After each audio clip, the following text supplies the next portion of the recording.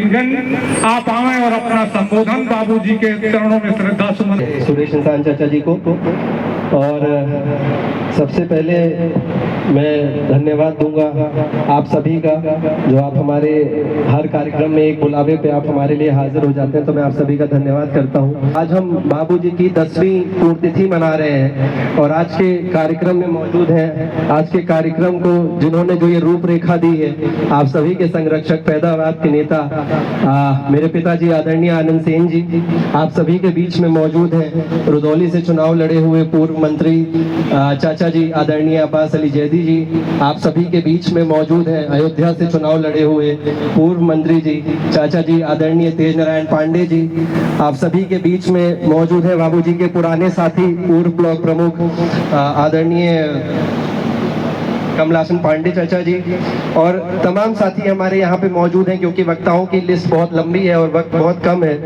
तो मैं दादा जयशंकर तक बोला है। आप सभी को उन्होंने बाबूजी के इतिहास के बारे में, बाबूजी के संघर्षों के बारे में और किस तरीके से उन्होंने सामंतवादियों के खिलाफ लड़ाई लड़के उत्पीड़न से आप लोगों को आजादी दिलाने का काम किया। इस पे कई सारी चर्चाएं अभी तक यहाँ पे की गई और कई सारे वक्तव्य करने का काम किया। यही बाबूजी की पहचान रही है। मैं कभी बाबूजी के साथ ज्यादा समय नहीं बिता पाया, लेकिन मैं हमेशा वही चीजें जानता हूँ जो मैंने आपसे सुनी है, आपसे सीखी।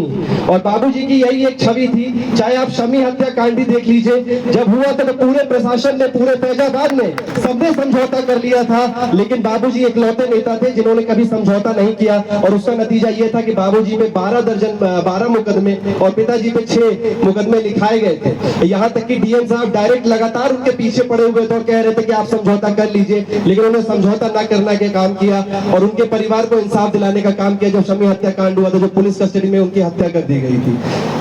इसी प्रकार मैं ये कहना चाहता हूं कि एक बड़े नेता को, उसमें बाबूजी को बाबूजी बनाने में सबसे बड़ा हाथ अगर किसी और चीज का भी तो रहा है, तो वो उनके संगठन का रहा है। संगठन एक ऐसी के हिसाब से एक लक्ष्य के लिए तैयारी करते हैं। बाबूजी का जो संगठन था, उसका सिर्फ एक ही लक्ष्य था कि हमें सामंतवाद से, हमें उत्पीड़न से, हमें जो हमारे लोगों को प्रताड़ित किया जाता है, उससे हमें आजादी दिलानी है। हमें सांस ले रहे हैं, आजाद हवा में सांस ले रहे हैं। लेकिन आज ये संगठन कमजोर क्यों हो रहा है? जब आज कमजोर हो रहा है कि जैसा मैंने आपको बोला कि सबका एक निर्णय होना चाहिए, एक लक्ष्य होना चाहिए। आज हमारा संगठन तो एक है, लेकिन कहीं ना कहीं हमारे लक्ष्य अलग हो गए। चाहे वो राजनीतिक लक्ष्य कह लीजिए, चाहे वो व्यक्तिगत लाभ कह लीजिए, या उसको कोई भी आप नाम दे दीजिए। लेकिन आप भाषण में भी कहा था कि आज हमारी ये छवि हो गई है कि नेताओं में ये बात है कि अगर युवाओं को जहां जूता कपड़ा और पैसे दे दो, युवाओं से, और स्कूल की छत गिर गई थी जहां 80 बच्चों की मौत हो गई। लीजिए, क्या फैजाबाद के विद्यालय ऐसे हैं जो पढ़ाना चाहोगे?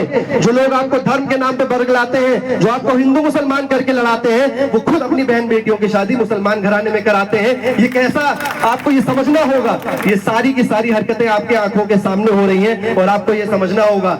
एक सिलेंडर के दाम पे अगर आप अपने बच्चे का भविष्य तय करते हो, तो जब आप सिलेंडर लेके वोट डालते हो ना, तब आपका बच्चा इतना सा होता है। और जब आप 5 साल की सरकार खत्म होती है, सिलेंडर तो आपका 5 महीने में चलो खत्म हो जाता है, लेकिन जब 5 साल की सरकार खत्म होती है, तो वो बच्चा यहाँ से यहाँ पहुंच चुका होता है। और जब वो आपसे सवाल करता है कि 5 किलो राशन या 5 किलो सिर्फ एक सिलेंडर के लिए आपने मेरा भविष्य क्यों बेच दिया, तो उस सवाल का बोझ बहुत भारी होगा। आप में से कोई सवाल का जवाब नहीं दे पाएगा। आपको ये समझना है कि ये क्षणिक लाभ के जानवर जो है बंद कर देते हैं और हमारी जनता कहने लग जाती है, हमारे ही लोग कहने लग जाते हैं कि भैया देखो जो है राशन मिल रहा है, बढ़ गया, कहीं चना बढ़ गया तो कहीं तेल बढ़ गया। मैं कह रहा हूँ, क्षणिक लाभ के चक्कर में अपने भविष्य को बर्बाद मत करिए, अपने आने वाली पीढ़ियों को बर्बाद मत करिए। और मैं कहना चाहता हूँ कि संगठन मजबूत करना हमारी जिम्मेदारी है। मैं एक छोटी सी कहानी आपको बता रहा हूँ। लोग बनवा रहे हैं, तो जो घर वाले बैठे थे, उन्होंने कहा अगर ये सड़क आप बनवा रहे हो तो भैया वो हमारे ब्लॉक प्रमुख बैठे हैं, वो क्या कर रहे हैं फिर यहाँ पे? वो बेचारे मोटरसाइकिल स्टार्ट किए और चले गए। बात ये नहीं है कि वो मोटरसाइकिल स्टार्ट करके चले गए, बात ये है कि अभी चुनाव दूर है, फिर भी वो तैयारी में लगे हुए हैं। ये हमें समझना है। मैं ये नहीं कह रहा कि आप इधर उधर टहलना, गांव दूर दूर गांव चले जाओ, लेकिन बस इतना कहना चाह रहा हूं कि अगर आप चाहते हो कि आपका नेता मजबूत हो, तो सिर्फ अपना अपना गांव अगर आप पकड़ लोगे, कहीं और जाने की जरूरत नहीं है। तो भी जब चुनाव आएगा तो आपकी लड़ाई एक अलग स्तर पे होगी और आप मजबूती से भाजपा का सामना कर सकते हो।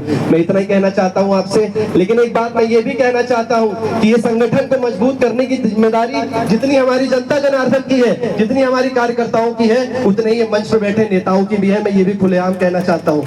मैं ये मानता हूँ, देखिए मैं चाहे हमारे नेतागण हो चाहे हमारे कार्यकर्तागण हो, मैं किसी के सम्मान पर उंगली नहीं उठा रहा हूँ, ना ही मैं ये कह रहा हूँ। मैं मानता हूँ कि समाजवादी से ज्यादा मजबूत कार्यकर्ता किसी पार्टी के पास नहीं है। आपकी दीवानगी, आपकी पागलपंती एक अलग ही लेवल पे है, उसका मैं हमेशा सम्मान करता हूँ और हमेशा करता रहूंगा। लेकिन मैं ये भी कहता हूँ कि नेतागण को भी ये बातें समझने की जरूरत है। अगर अब अभी मैं पिछले ही भाषण में मैंने ये कहा था जी को नहीं, उन्होंने आनंद सेन जी को वोट नहीं दिया था, तो क्या आनंद सेन जी समाजवादी से अलग है? और अगर अलग है तो आप मुझे बता दीजिए।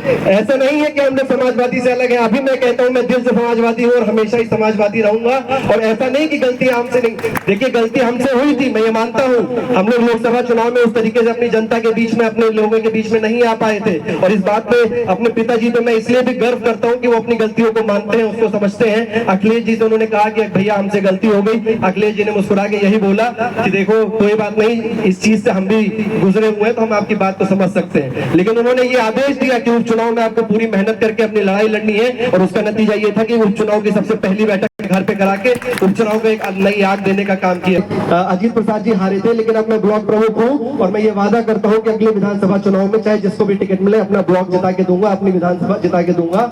और यही कहना चाहता हूँ कि मैं संगठन को हम सबको मिलकर मजबूत करना होगा।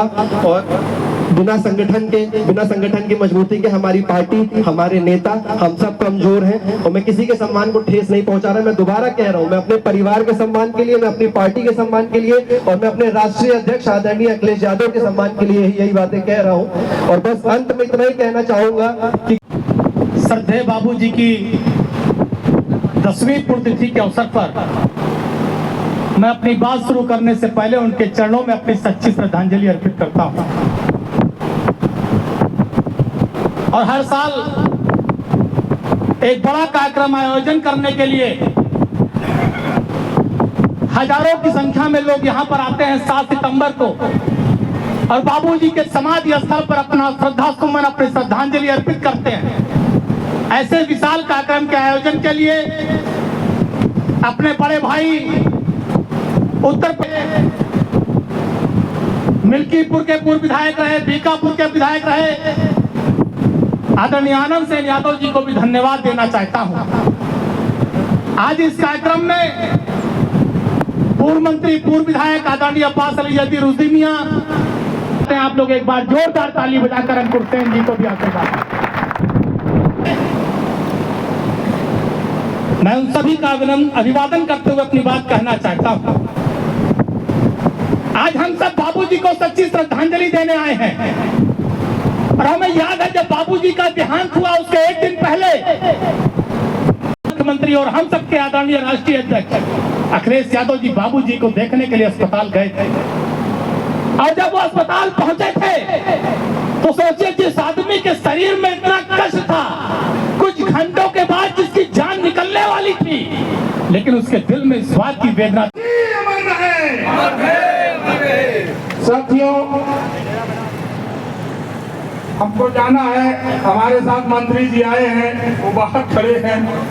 2 मिनट आपसे मैं समय लेना चाहता हूं। साथियों, मैं अभी हमारे पूर्व प्रमुख हरनगंज अंकुर सेन ने एक घटना डोगरी की बताई आप लोगों के सामने। उस घटना का मैं साक्षात गवाही, मैं स्वयं शहीद भवन पे बाबू जी के साथ बैठा था। जब रुदौली में मोहम्मद शमी की पुलिस लाकअप में बंद करके मारते मारते हत्या कर दी गई थी, तो उस समय में हमारे जिले में तमाम ऐसे नेता हमारे पार्टी में थे। आज भी मैं नाम नहीं लेना चाहता हूं। बीपी मिश्रा का नाम आप लोगों ने सुना होगा। डीएम बीपी मिश्रा का नाम आप लोगों ने सुना होगा। कितना अत्याचार बाबूजी के ऊपर उसने किया था, उस घटना का चश्मित गवाह मैं। सारे लोगों को उसने कह दिया था पुलिस भिजवा के एक दूसरे घर पे कि कोई भी घर से घटना के बारे में निकलेगा, कोई भी धरना प्रदर्शन अगर देता है तो उसके ऊपर इतने मुकदमे ला दिए जाएंगे कि वो जिंदगी में जेल में।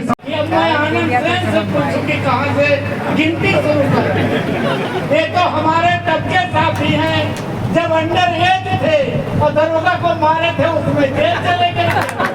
मैं एक दिन पहले चला गया था, ये एक दिन बाद ही आ गए। 4.5 महीने दोनों आदमी उसी जेल में रहे। हम थोड़ा पहले छूट गए, ये होली को गए और नागपंचमी को वापस आ गए। इसमें तो इतिहास कहानी का है। कहाँ से दुर्ग के पालपुर, चमरूपुर, मीनार, जिस ईट गांव में हम और आनंद सेन फंसे थे, 2 लोग आज गवाह बैठे हैं। भानु प्रताप और बबलू हमारी मीटिंग में आए हैं, यही लोग गवाही देने वाले थे। मार डालिए और फंसा दी। हमारी सिफारिश उस समय सीओ ने कप्तान से कहा था कि ये मेरे साथ बैठे थे जब घटना घटी है, लेकिन कप्तान ने कहा था अगर नाम निकाल देंगे तो पूरे देश की पुलिस का दिमाग खराब है। अभी आज पूरी फोर्स जो है बदल जाएगी, नाम नहीं निकाल सकता। जबकि सीओ हम लोगों की सिफारिश कर रहा था, ये लोग भर्ती फंसाए गए। लेकिन इनके ऊपर तो फंसा दे रहे, एक पिस्तौलियों लगा है और बंदूकियों लगा है। यही जाने हम नहीं जाने, ताकि हम रहने। ये घटनाएं होती थी। आज जब हम मित्र सेन यादव आए थे सन 1977 में, जानते हो कितने पैसा खर्च करके विधायक हुए थे वो? अरे 500 रुपया उनके फीस रही, 2000 रुपया नहीं लग रहा।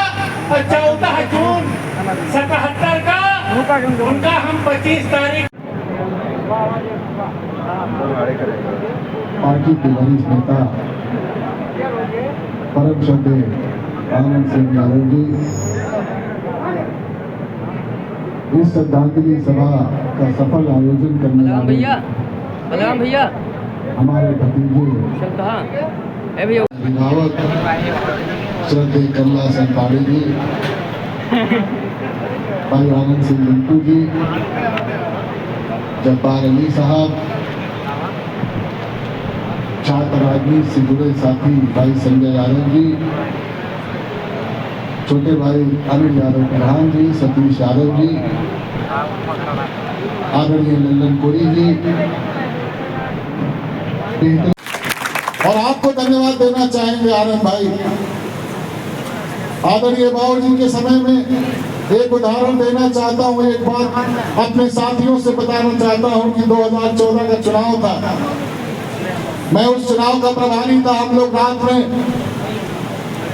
देर रात में दरियाबाद विधानसभा क्षेत्र से लौट रहे थे, रात का कुछ 1 बजे। जानते हैं कि इस परिवार में कितनी बात है। ये लड़ाई हमारे नेता आदरणीय आनंद सेन यादव लड़ते आए हैं और बहुत धन्यवाद। और आदरणीय बाबू जी को उनके कदमों में उनके खिलाफ अकीदत पेश करते करते उनको मैं श्रद्धा सुमन अर्पित करना चाहता हूँ। जय हिंद, जय भारत, जय समाजवाद। आदरणीय मुलायम सिंह यादव अमर रहे, आदरणीय मित्र सेन यादव अमर रहे, अखिलेश यादव जिंदाबाद। हमारे नेता आदरणीय आनंद सेन जी, रुश्दी साहब, पवन पांडे जी और सारे सम्मानित साथियों, भाई और बहनों, आज हमारे महान नेता भाई मित्र सेन यादव के साथ अपनी बात कहना चाहता हूँ कि पीर पर्वत बन गई है, अब पिघलनी चाहिए।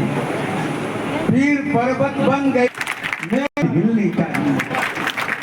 साथियों, आज इस देश में अघोषित आपातकाल लगा हुआ है, कोई जबान नहीं खोल सकता। कहने के लिए लोकतंत्र है, लेकिन लोकतंत्र को जिंदा दफन कर दिया गया।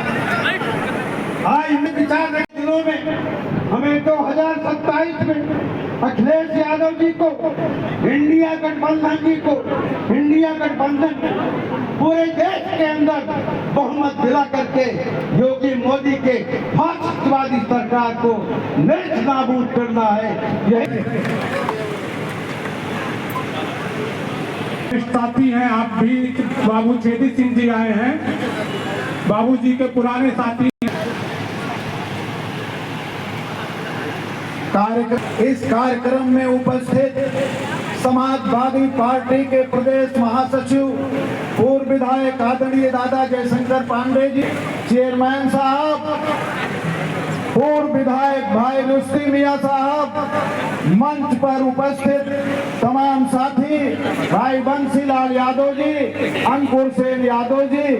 दोस्तों, बहुत सारी बातें आपके सामने आ गई हैं, उनको तो तरीके का हौसला आप लोगों ने दिया है कि आने वाले वक्त में भाई आनंद सेन यादव जी निश्चित तौर से उत्तर प्रदेश विधानसभा के चुनाव भी नेतृत्व लाएगा, ऐसा हम विश्वास करते हैं। साथियों, बाद हमारे साथी भाई सुरेश इंसान जी, आज ये जो बाबूजी की 10वीं पुण्यतिथि का आयोजन हुआ है, उसमें हमारे जो जिले के नेता सम्मानित जिला अध्यक्ष भाई पारसनाथ जी, पूर्व मंत्री भाई पवन पांडे जी, हमारे दादा और हम सबके संरक्षक आदरणीय जयशंकर पांडे जी, आदरणीय बाबू छेदी सिंह जी, रावती कुशवाहा जी आई हुई थी आपके बीच में, और हमारे साथी भाई जनाब अब्बास अली जैदी साहब, साथी जब्बार अली जी, हमारे साथी भाई संजय यादव जी, साथी आजाद जी खड़े हैं, प्रधान जी हैं, राम बख्श यादव जी, हमारे साथी भाई रईस साहब रुदौली से आए हैं, साथी भाई आमिर साहब आए हुए हैं, पप्पू रुदौली से आए हुए हैं, पप्पू भाई, तमाम सम्मानित साथी यहाँ मंच पर बैठे हैं, और हमारे साथी भाई सविराज जी हैं, बंसीलाल जी हैं, भाई अनिल जी हैं, तमाम सम्मानित साथी, और मंच पर बहुत से लोग आए और आपको अपने सुझाव रखने का काम किया। हम सबका धन्यवाद देते हैं, हमारे साथी भाई नंदन यादव जी भी, हम सबका धन्यवाद देते हैं और आप सबका शुक्रिया अदा करते हैं, क्योंकि बाबूजी जो लड़ाइयाँ लड़ा करते थे वो आपकी ताकत पर हमेशा उन्होंने लड़ने का काम किया। अन्याय आपके साथ होता था और वो हमेशा इस बात को कहा करते थे कि जो बीमार होता है उसी को दवा खानी चाहिए, लेकिन वो कहते थे कि बीमार तुम हो, दवा हम खाएंगे तो उससे फायदा नहीं होगा। फायदा तब होगा जब जो बीमार होगा वो दवा खाएगा, तभी उसका असली इलाज किया जा सकता है, उसके पहले कोई इलाज नहीं। जिन साथियों ने आज सुझाव रखे, बहुत गंभीर मुद्दों पर बात किया लोगों ने, और सभी जिम्मेदार साथियों ने अपनी अपनी बात रखा है। जो जुल्म और ज्यादतियां हुई, जो अन्याय हुआ, जिस तरीके से इस लड़ाई को लड़ने का काम स्वर्गीय बाबू जी ने किया था, उस लड़ाई को कैसे जीता गया, और अब आने वाले समय में हम लोग अगर संकल्प लेंगे और बाबूजी की विचारधारा को याद करते हुए उसको आगे बढ़ाने का काम करेंगे। इन्होंने पहले ही कह दिया कि अंडर एज थे, और उस समय जब हमारे खिलाफ मुकदमा लिखा गया था तो ये एक दिन पहले गए थे और हम एक दिन बाद गए। लगभग 5-5.5 महीने हम लोगों ने जेल काटी, और 18 साल से ही ये जिम्मेदारियां इसलिए हमारे ऊपर थोपी जाती रही, और ये मुकदमे इसलिए लिखे जाते रहे कि स्वर्गीय बाबू मित्र सेन यादव को कमजोर कैसे किया जा सकता है। अगर उनके बेटे को हम फंसाने का काम करेंगे, वो जेल जाएगा, और गंभीर अपराध में अगर उसको हम फंसाने का काम करेंगे तो निश्चित तौर पर मित्र सेन यादव कमजोर होंगे। लेकिन हम आपसे कहना चाहते हैं कि हम लोग जेल चले गए, और उस समय चुनाव चल रहा था। चुनाव स्वर्गीय बाबूजी मित्र सेन यादव जी ने आपके आशीर्वाद से जीतने का काम किया 1985 में, और इतने नहीं हुआ। जो लोग कमजोर करना चाहते थे कि हम कमजोर कर ले जाएंगे, हम जेल में रहे, और बहुत शान से हमने 5.5 महीने जेल काटा। कहीं हमको कोई तकलीफ नहीं होती थी। अभी किसी तरीके कोई दिक्कत नहीं हुई। उस समय केवल 300 बंदी हुआ करते थे, वॉलीबॉल खेलते थे, 11 बजे से हम लोग मुलाकात करते थे, पूरा समय हमारा कट जाता। गुड्डू यादव जी थे ईट गांव के, और उनके साथ गुरुप्रसाद सेठ और तमाम परिवार के लोग उनके बंद हुए थे।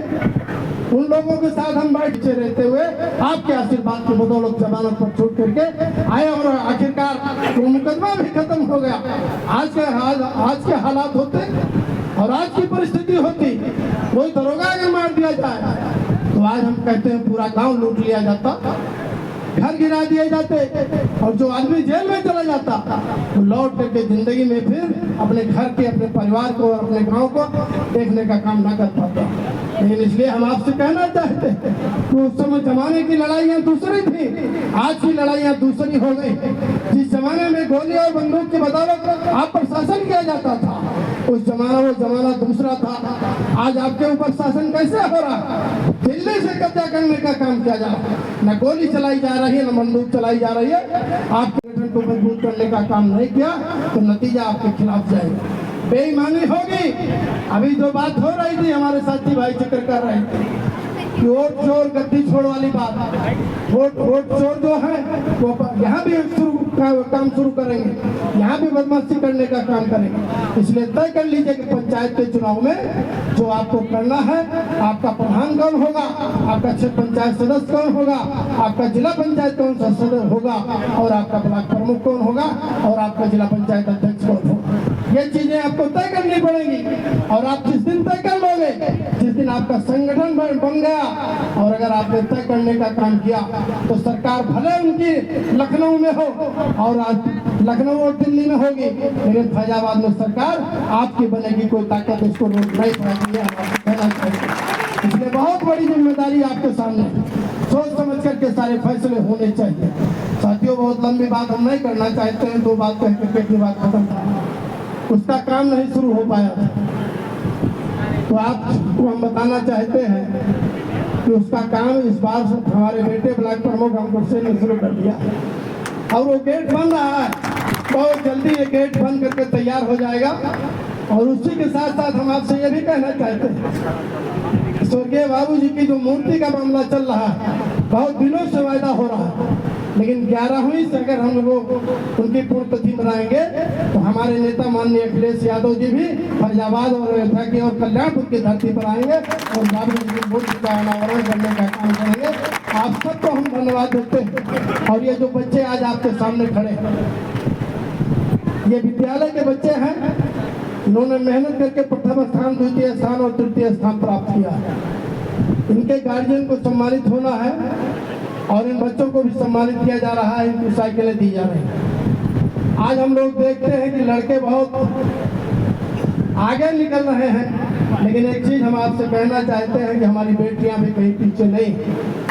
इनको आप देखिए कि अगर आधा घंटा है तो 8 साइड में हमारी बच्चियां पढ़ने लड़के लेकर के चले गए, लेकिन व्यावसायिक में तीनों बच्चियों ने कमाल करने का काम किया। 3 साइकिलें उनको दी जा रही, पहला, दूसरा और तीसरा स्थान तीनों उन्होंने प्राप्त करने का काम किया। और उसी के साथ साथ उन बेटियों ने फिर उन्होंने कमाल किया और एक पहला स्थान और दूसरा स्थान बेटियों ने प्राप्त किया, तीसरा स्थान इस विद्यालय के बच्चे को मिला है। तो आपसे हम कहना चाहते हैं कि बच्चियां आज हमारी पीछे नहीं, बेटियों को पढ़ाने की जिम्मेदारी आपकी है। आप पढ़ाइए, मेहनत करिए, क्योंकि जिस तरीके से मेहनत बच्चियां करती हैं, बेटियां करती हैं, उस तरीके की मेहनत हमारे लड़के नहीं कर पाते। वो कहीं न कहीं आपके गाँव में जो तमाम तरीके के विवाद होते हैं, पारिवारिक झंझावात होते हैं, उनमें उनको उलझना पड़ता है, लेकिन बेटियों को बिल्कुल सेंट्रलाइज होती है, केंद्रित होकर के उनको अपनी पढ़ाई पढ़ने का मौका मिलता है और वो मेहनत करके आगे बढ़ने का काम कर रहे हैं। एक बात और कह करके हम अपनी बात खत्म करना चाहते हैं कि साथियों, जो आपका 2027 का चुनाव है, सारी बात हमारे साथियों ने कही, भाई कमलासन पांडे जी और सारे लोगों ने इस बात का जिक्र किया। अभी रुश्दी साहब भी कह रहे थे, संकल्प कर लीजिएगा। यादव बिरादरी के लोगों से और नौजवान लड़कों से हम कहना चाहते हैं कि आप फेसबुक और व्हाट्सएप रोक लीजिएगा अपने आप का। और जो चौराहे पर आप बैठ करके बोलते हो कि सरकार बनने दीजिए, हम ठीक कर देंगे, ये भाषा आपकी नहीं होनी चाहिए। सही मायनों में अगर आप सरकार बनाना चाहते हो, आप ये देखना चाहते हो कि अखिलेश जी को मुख्यमंत्री बने, आप ये चाहते हो कि हमें किसानों को जानवरों के आतंक से छुटकारा मिले, आप चाहते हो कि बेरोजगारों को रोजगार मिले, आप चाहते हो शिक्षकों का हित हो, आप चाहते हो कि आपके बच्चों की पढ़ाई हो, तो आप अपना भविष्य तय कर लीजिए और निकल जाइए गाँव में। यादव और मुसलमान परिवारों को छोड़ दीजिए, दूसरे परिवारों में बैठिए, जो बड़ई समाज का है, वर्मा समाज का है, कुर्मी समाज का है, एसटी समाज, पारसी और कोई समाज का है, इन लोगों के बीच में बैठ करके एक एक परिवार के नौजवान ने जोड़ने का काम किया, तो कोई माई लाल नहीं बहता हुआ है जो अखिलेश यादव की सरकार को बनाने से रोक सके। इसलिए तय कर लीजिएगा, व्हाट्सएप और फेसबुक पर बिल्कुल नियंत्रण होना चाहिए। आपके नेता का कार्यक्रम लगता है, आप कार्यक्रम करिए और उसका प्रचार प्रसार करिए। आपका प्रत्याशी लड़ता है, उसका प्रचार प्रसार करिए, क्योंकि भारतीय जनता पार्टी का जो मीडिया वाला जो उनका कार्यक्रम चलता है, उसमें सब सारे लोग रहते हैं और उसी में एक आदमी की आईडी से 10 लोगों को डीलिंग होती है। वही आपके एससी भी बन जाएंगे, वही यादव भी बन जाएंगे, वही पंडित जी भी बन जाएंगे, वही ठाकुर साहब भी बन जाएंगे, वही मुस्लिम भी बन जाएंगे। इसलिए हम आपको सचेत करना चाहते हैं कि उनसे उलझने की जरूरत नहीं है, उनसे उलझना बंद कर दीजिए। आप सचेत हो जाएंगे तो निश्चित तौर पर आपकी ये लड़ाई कमजोर नहीं होगी और आपकी लड़ाई को आप जीतने का काम करोगे। हम आप सबको धन्यवाद देते हैं, आपका शुक्रिया अदा करते हैं। हमने किसी को नहीं बुलाया था, निमंत्रण आपको नहीं दिया था, लेकिन आपको बाबूजी की पुण्यतिथि का कार्यक्रम मालूम था और आपने याद रखा, इसके लिए हम आपको धन्यवाद देते हैं। और उनका ये जो कार्यक्रम चलता है, आज हम आपसे फिर कहना चाहते हैं कि अगली बार जो हमने आपको बता दिया कि माननीय अखिलेश यादव जी मूर्ति का अनावरण वही करेंगे, ये आप जान लीजिए। मूर्ति हम लोग बनाने जा रहे हैं और मूर्ति बनेगी, नेताजी आएंगे और अनावरण करेंगे और यही एक विशाल जनसभा को संबोधित करके 22 में आपकी सरकार बनने जा रही है। आप सबको बहुत बहुत धन्यवाद, आपका बहुत बहुत शुक्रिया। बच्चों का नाम करेंगे। बहुत बहुत धन्यवाद आदरणीय मंत्री जी। साथियों, इससे पहले कि पुरस्कार वितरित हो, हम कुछ नाम बोल देना चाहते हैं। आदरणीय जब्बार अली साहब को हम नहीं बुलवा पाए, इसलिए क्षमा प्रार्थी हैं।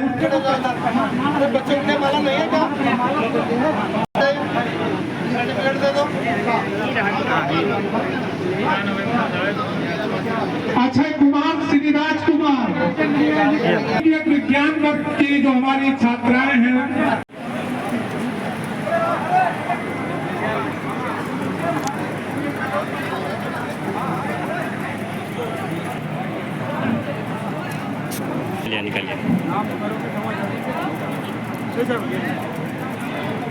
हमारे बीच में महंगाई से चलकर प्रेम यादव जी,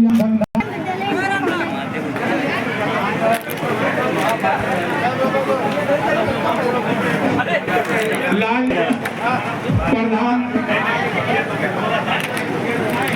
दुर्गागंज के प्रधान लालजी यादव जी हमारे संचालन से खुशी होकर हमको आज 1100 रुपए प्रदान कर रहे हैं।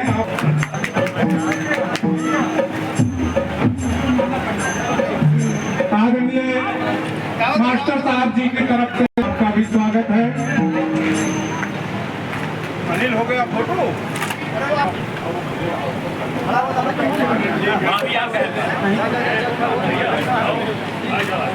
हम स्वागत है तो जो बहुत ही बात